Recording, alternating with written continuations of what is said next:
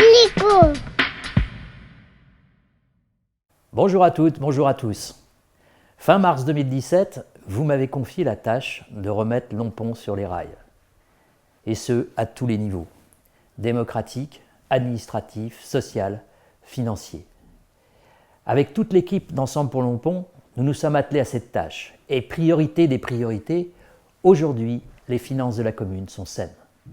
Je tenais à vous remercier pour l'effort consenti, ainsi que tous les agents et tous les élus qui ont participé à ce redressement.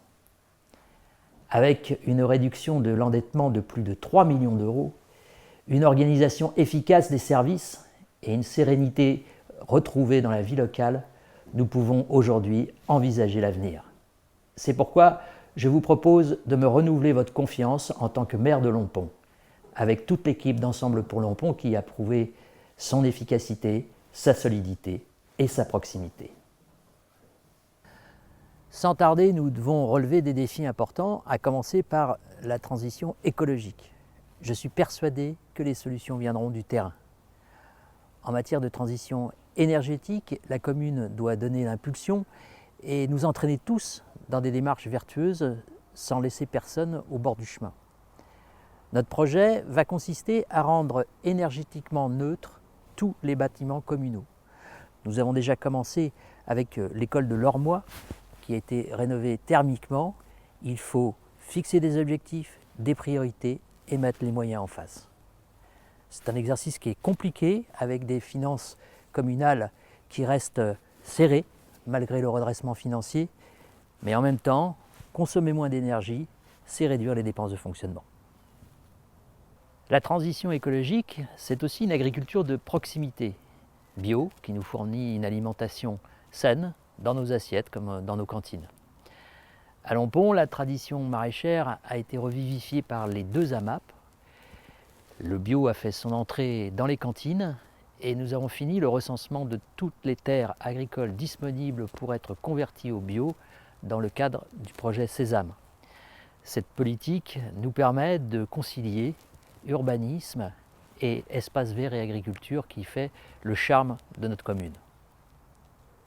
La transition écologique, c'est enfin une question de déplacement. Et là, force est de constater qu'on est vraiment loin du compte.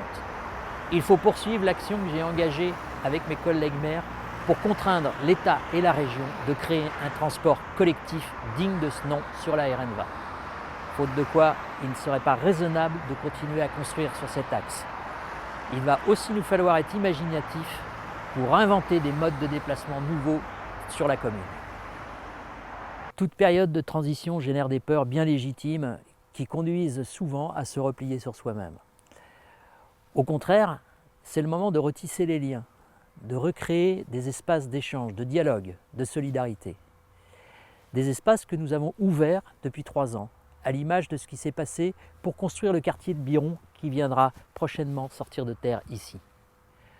Lompont n'a pas attendu le grand débat national pour créer des espaces pour que vous puissiez participer aux différents projets locaux. Il va falloir renforcer cette démocratie de proximité. Et c'est sur tous les échanges que nous avons eus avec vous pendant ces 3 ans que nous bâtissons le projet que nous vous proposerons dans quelques semaines. Voilà pour les grandes orientations. Être maire, c'est fixer un cap, savoir s'entourer d'une équipe solide et tracer un chemin. Mais c'est aussi répondre aux 1001 questions, problèmes, attentes du quotidien pour mieux vivre ensemble. À cet égard, la montée des incivilités devient un problème important auquel il va falloir s'attaquer avec l'aide des services de l'État. Vous l'aurez compris, les clivages partisans n'ont plus de place à l'heure où il faut mobiliser l'intelligence collective et les bonnes volontés pour le bien commun. Je compte sur vous.